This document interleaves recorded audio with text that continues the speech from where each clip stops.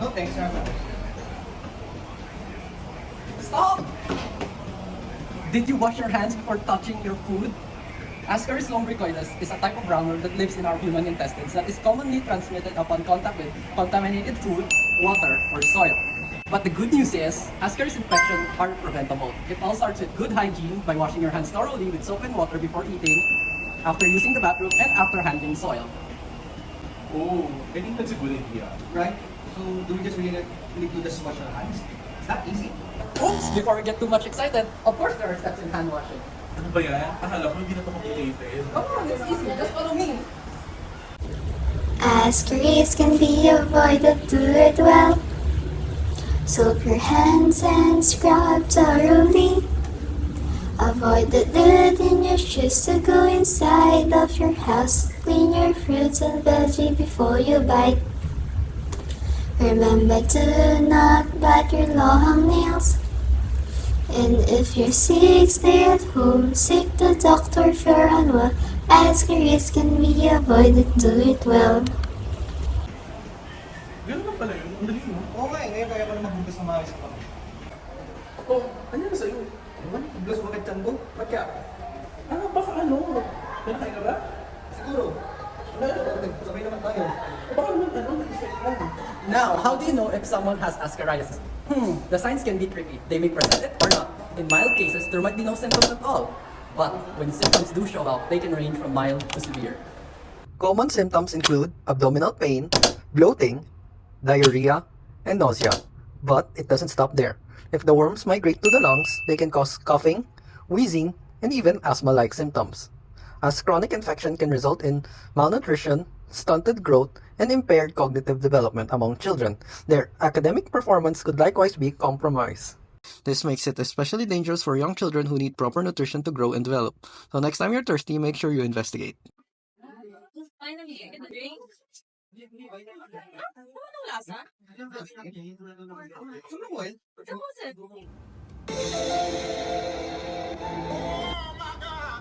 Suppose, sure ka bang malinis yan? That's right! First and foremost, never drink unclean water. One of the most common transmission pathways of Ascaris is through vegetable irrigated with untreated wastewater, and common sources of infection are unwashed hands. Limited access to clean water and soap contribute to poor personal hygiene, increasing the likelihood of egg infection. 1 in 5 Filipino households doesn't have access to clean toilets or safe water, leaving millions exposed to preventable diseases. Can you see this ruler? Once an egg of Ascaris lumbricoides is ingested, it hatches in the intestines going up to 12 inches long or twice the size of this ruler. Yes, the same size as a ruler living inside your body. Can you imagine having this long worm in the body of your children, siblings, or neighbors? Ascariasis is especially common in the Philippines. The warm, humid climate and lack of clean water in some regions make it easier for these eggs to thrive and survive in the environment. According to national surveys done in the country, Ascariasis affects up to 54% of the population, with school-aged children being the most vulnerable, up to 67% in some regions with poor sanitation and hygiene. Children aged 5 to 14 are most at risk, with 6 to 7 million Filipinos being infected with one or more soil-transmitted helminths. And the problem doesn't end there. In areas with poor sanitation, reinfection rates can reach as high as 80% within 6 months. One eternity later. Uy, how are you? Nagkasakit ka daw? Oh, ano ba pala yun?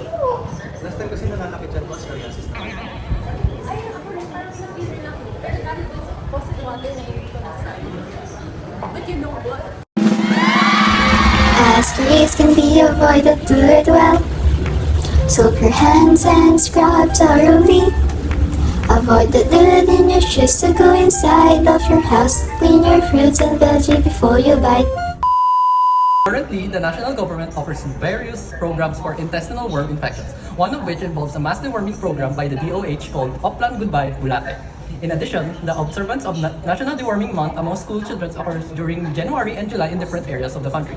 Some participating cities would include Las Piñas, Ilocos Norte, and Tacurong City, wherein children aged 1 to 19 are administered 400 milligrams of albendazole or 500 milligrams of mebendazole through the supervision of the city or provincial health office, with a follow-up of deworming session every 6 months. Notably, some areas implement it as a school-based deworming activity. With these simple steps, you can protect yourself and your family from Ascariasis and have a healthier and happier life. Remember, prevention is the key. Simple action can be the bigger solution. Hashtag better and healthier